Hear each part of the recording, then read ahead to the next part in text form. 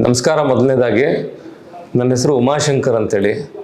ನಾನು ನಮ್ಮ ಭಾರತ ದೇಶದ ಒಂದು ಪ್ರತಿಷ್ಠಿತ ರಸಗೊಬ್ಬರ ಕಂಪನಿನಲ್ಲಿ ಜನರಲ್ ಮ್ಯಾನೇಜರ್ ಆಗಿ ಕೆಲಸ ಮಾಡ್ತಾ ಇದ್ದೀನಿ. ನನಗೆ ಲಾಸ್ಟ್ ವೀಕಿಂದ ಸ್ವಲ್ಪ ಚೆಸ್ಟ್ ಪೇಯ್ನ್ ಇತ್ತು. ಅದನ್ನು ಮೊದಲನೇದಾಗಿ ತುಮಕೂರಿನಲ್ಲಿ ಹಾಗೂ ಬೆಂಗಳೂರಿನ ಪ್ರತಿಷ್ಠಿತ ಹೃದಯರೋಗ ತಜ್ಞರಲ್ಲಿ ನಾನು ತೋರಿಸಿದಾಗ ಏನೇನೋ ಟೆಸ್ಟ್ ಮಾಡಿದ್ರು ಏನೂ ಗೊತ್ತಾಗಲಿಲ್ಲ ಅನಿಸುತ್ತೆ. ಅವ್ರಿಗೆ ಏನೂ ಪ್ರಾಬ್ಲಮ್ ಇಲ್ಲ ಅಂತಂದರು. ಮಂಗಳವಾರ ದಿನ ರಾತ್ರಿ ಮನೆಗೆ ಬಂದಾಗ ನನಗೆ ತಡ್ಕೊಳಕ್ಕಾಗದಷ್ಟು ಚೆಸ್ಟ್ ಪೇಯ್ನ್ ಬಂದ್ಬಿಡ್ತು. ಅದು ಎಷ್ಟು ಅಂದರೆ ಆ ಗೋಲ್ಡನ್ ಮೂಮೆಂಟ್ 5 ನಿಮಿಷ ಏನಾಗುತ್ತೋ ಅಂತ ಗೊತ್ತಿರಲಿಲ್ಲ. ಸಡನ್ನಾಗಿ ನನ್ನ ಮಗ ಬೆಂಗಳೂರಿನಲ್ಲಿ ಕೆಲಸದಲ್ಲಿದ್ದ. ಅವನಿಗೆ ಫೋನ್ ಮಾಡಿದೆ. ಅವನು ಇಮಿಡಿಯೇಟಾಗಿ ಅವನ ಫ್ರೆಂಡೇ ಇಲ್ಲಿ ಡಾಕ್ಟ್ರ್ ಇದ್ದಿದ್ದರಿಂದ ಈ ಹಾಸ್ಪಿಟ್ಲಲ್ಲಿ ಅವ್ರಿಗೆ ಇಮಿಡಿಯೇಟಾಗಿ ಫೋನ್ ಮಾಡ್ದೆ. ಆ ಡಾಕ್ಟ್ರು ಅವರು ಕಾರ್ನ ಮನೆ ಹತ್ರನೇ ತಗೊಂಬಂದು ನನ್ನ ಅಡ್ಮಿಟ್ ಮಾಡಿದ್ರು. ಇಲ್ಲಿ ಶರತ್ ಸರ್ ಅಂತೂ ಎಲ್ಲದನ್ನು 10 ನಿಮಿಷಕ್ಕೆ ಒಂದ್ಸತಿ ಅವರು ಕೇಳ್ಕೊತಾನೆ ಇದ್ರು. ಯಾಕಂದರೆ ಇಲ್ಲಿ ಜೂನಿಯರ್ಸ್ ಡ್ಯೂಟಿ ಡಾಕ್ಟರ್ಸ್ ಕಡೆಯಿಂದ ಇಮ್ಮಿಡಿಯೇಟಾಗಿ ಏನೇನು ಟ್ರೀಟ್ಮೆಂಟ್ ಸ್ಟಾರ್ಟ್ ಮಾಡಬೇಕು ಮಾಡಿಸಿ ಅಂತ ಹೇಳ್ಬಿಟ್ರು. ಬೆಳಿಗ್ಗೆ ಬಂದು ನನ್ನ ಮಗನ ಹತ್ರ ಮಾತಾಡಿ ಇವರೆಲ್ಲ ರಿಪೋರ್ಟ್ಸ್ ನೋಡಿದ್ರೆ ಏನೂ ಬರಬಾರ್ದು, ಬಟ್ ಯಾಕೆ ಬಂದೆ ಅಂತ ಗೊತ್ತಾಗ್ತಿಲ್ಲ, ಒಂದ್ಸತಿ ಆಂಜಿಯೋ ಮಾಡಿಬಿಡೋಣ ಅಂಥೇಳಿ ಅಂತ ನನ್ನ ಮಗನ ಹತ್ರ ಕೇಳಿದ್ರಂತೆ. ಅದ್ರ ಪ್ರಕಾರ ಆಂಜಿಯೋ ಮಾಡಿದ್ರು. ಆಂಜಿಯೋ ಮಾಡಿದಾಗ 3 ಬ್ಲಾಕ್ ಇದೆ ಅಂತ ಗೊತ್ತಾಯಿತು. ನನ್ನ ಮಗ ಅವ್ರಿಗೆ ಪ್ರಶ್ನೆ ಮಾಡಿದ್ದೇನೆ, ಯಾಕೆ ಸರ್ ಇಷ್ಟೆಲ್ಲ ಆಯಿತು, 3 ಕಡೆ ಬ್ಲಾಕ್ ಇದೆ ಅಂತ ಹೇಳ್ತೀರಾ, ತೋರಿಸಿದ್ರೆ ಈ ಥರ ಆಗಿತ್ತು ಅಂದರೆ ಬ್ಲಾಕು ಹಾರ್ಟಲ್ಲಿ ಒಳಗಡೆ ಭಾಗದಲ್ಲಿದೆ, ಹಾಗಾಗಿ ECG ಅಥವಾ ಬೇರೆ ರಿಪೋರ್ಟ್ಸ್ಗಳಲ್ಲಿ ಇದು ಗೊತ್ತಾಗಲ್ಲ ಅಂಥೇಳಿ ಅಂತ ಅವರು ಆ ಜನ್ಮದಲ್ಲಿ ನಂಗೆ ಗೊತ್ತಿಲ್ಲ ಏನಂತೇಳಿ ಅಂತ ಅವತ್ತಿಗೆ ನನಗೆ ವೈದ್ಯೋ ನಾರಾಯಣೋ ಹರಿ ಅಂತ ಹೇಳ್ತಾರಲ್ಲ ಆ ಥರ ಬಂದು ಅವ್ರು ಮಾಡಿದ ಮೇಲೆ ಆಂಜಿಯೋನ ಅವರೇ ಖುಷಿಪಟ್ಟರು, ಚೆನ್ನಾಗಾಯ್ತು ಅಂತೇಳಿ ಅಂತ ಅಂದ್ಕೊಂಡು. ನಾನು ಮೊನ್ನೆ ಆಂಜಿಯೋ ಮಾಡಿದ್ರು. ನಿನ್ನೆ ICUನಲ್ಲಿ ಇದ್ದೆ. ನಿನ್ನೆ ಮಧ್ಯಾಹ್ನ ತನಕ ಒಂದಿನ ಇಟ್ಕೊಂಡು ನಿನ್ನೆಯಿಂದ ಜನರಲ್ ವಾರ್ಡಿಗೆ ಶಿಫ್ಟ್ ಮಾಡಿಕೊಂಡು ನನ್ನ ವಾರ್ಡಿಗೆ ಇವತ್ತು ಡಿಸ್ಚಾರ್ಜ್ ಮಾಡ್ತಾಯಿದ್ದಾರೆ. ಅದೇ ರೀತಿ ICICI ಲಂಬಾರ್ಡ್ ಕಂಪನಿ ನಿಜವಾಗ್ಲೂ ಅವ್ರಿಗೆ ಏನು ಹೇಳಿದ್ರು ಸಾಕಲ್ಲ. ನಾವೇನು ಪ್ರೀಮಿಯಂ ಕಟ್ತೀವೋ ಅದು ದಟ್ಸ್ ಆಲ್ ಸೆಕೆಂಡ್ರಿ. ಬಟ್ ಇಮ್ಮಿಡಿಯೇಟಾಗಿ ನಂದು ನಂಬರ್ ಕೊಟ್ಟ ತಕ್ಷಣ ಎವ್ರಿಥಿಂಗ್ ಅರೇಂಜ್ ಮಾಡಿ ಇವತ್ತಿನ ತನಕ ಈಗ ಡಿಸ್ಚಾರ್ಜ್ ಮೆಮೊ ಬಂದಿದೆ. ಇನ್ನು ಅರ್ಧ ಗಂಟೆನಲ್ಲಿ ಅದೇನೇನು ಪ್ರೋಸೆಸ್ ಮಾಡಬೇಕೆಲ್ಲ ಮಾಡಿ ಡಿಸ್ಚಾರ್ಜ್ ತನಕ ಅವ್ರು ವ್ಯವಸ್ಥೆ ಮಾಡಿಕೊಡ್ತಾ ಇದ್ದಾರೆ. ಸೊ ಹಾಗಾಗಿ ಮೊದಲನೇದಾಗಿ ಇಲ್ಲಿನ ಡಾಕ್ಟ್ರಿಗೆ ಆಮೇಲೆ ICICI ಲಂಬಾರ್ಡ್ ಕಂಪ್ನಿಗೆ 2 ಧನ್ಯವಾದಗಳು. ಸೊ ಇನ್ನೇನು ಹೇಳಬೇಕು ಅಂತ ನನಗೆ ಗೊತ್ತಾಗೋದಿಲ್ಲ. ಇದನ್ನು ಐ ಥಿಂಕ್ ಸೇ ಥ್ಯಾಂಕ್ಸ್.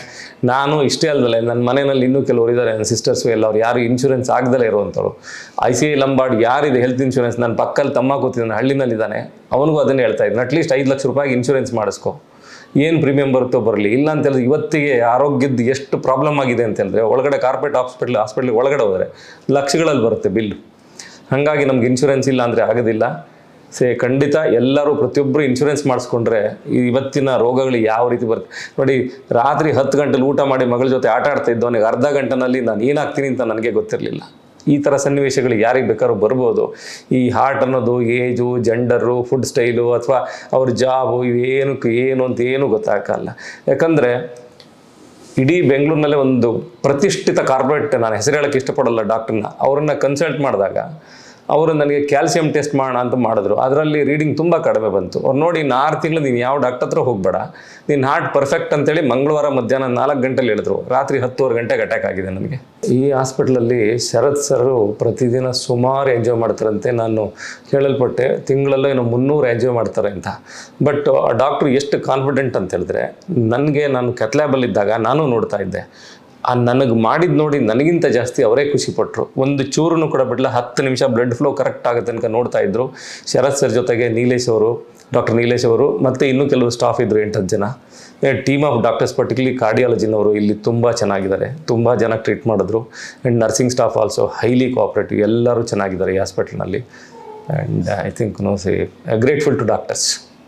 ಬೆಳಿಗ್ಗೆ ಕೂಡ ನನಗೆ ಬಂದು ನೀರಜ್ ಇವರು ಡಾಕ್ಟರ್ ಹೇಳ್ತಾ ಇದ್ರು, ನಿನ್ನ ಕೆಲಸ ಸೆಕೆಂಡ್ರಿ, ನೀನು ನನ್ನ ಹಾಸ್ಪಿಟ್ಲಲ್ಲಿ ಇದೆಯಾ, ನಿನ್ನ ಲೈಫ್ ನನಗೆ ಪ್ರಯಾರಿಟಿ ಅಂತೇಳಿ ಅಂತ. ಆ ಥರ ಕೇರ್ ಡಾಕ್ಟ್ರಲ್ಲಿ ಇದ್ದರೆ ಖಂಡಿತ ಚೆನ್ನಾಗಿರುತ್ತೆ. ಐ ಥಿಂಕ್ 100% ನಾನು ಹೇಳ್ತೀನಿ. ಸಿದ್ಧಗಂಗಾ ಹಾಸ್ಪಿಟ್ಲಿಗೆ, ದೊಡ್ಡ ಸ್ವಾಮಿಗಳಿಗೆ, ಅದೇ ರೀತಿ ಈಗಿರ್ತಕ್ಕಂಥ ಸ್ವಾಮಿಗಳಿಗೆ, ಎಲ್ಲರಿಗೂ ಕೂಡ ಇಲ್ಲಿರ್ತಕ್ಕಂಥ ಡಾಕ್ಟ್ರುಗಳೇ ದೇವರುಗಳು. ಅವರೆಲ್ಲರಿಗೂ ಕೂಡ ನನ್ನ ಮನಸ್ಫೂರ್ತಿ ಅವ್ರಿಗೆಲ್ಲರಿಗೂ ನಮಸ್ಕಾರ. ಅದೇ ರೀತಿ ಈ ಡಾಕ್ಟ್ರುಗಳಿಗೆಲ್ಲರಿಗೂ ದೇವರು ಒಳ್ಳೆಯದನ್ನು ಮಾಡಲಿ. ಅವ್ರದ್ದು ಇನ್ನೂ ಅವರು ಹೆಚ್ಚು ಪ್ರಚಲಿತರು ಬರಲಿ. ತುಮಕೂರಿನಲ್ಲಿ ಬೆಂಗಳೂರಿಗೆ ಹೋಗೋದ್ರ ಬದಲು ಇಲ್ಲೇ ಈ ಥರ ಜನಗಳು ಬಂದು ಈ ಥರ ಒಂದು ಮೆಡಿಕಲ್ ಫೆಸಿಲಿಟಿ ತಗೊಳ್ಳಿ, ಅವ್ರ ಸೇವೆ ಎಲ್ಲರಿಗೂ ಸಿಗಲಿ ಅಂತೇಳಿ ಅಂತ ನನ್ನ ಆಸೆ.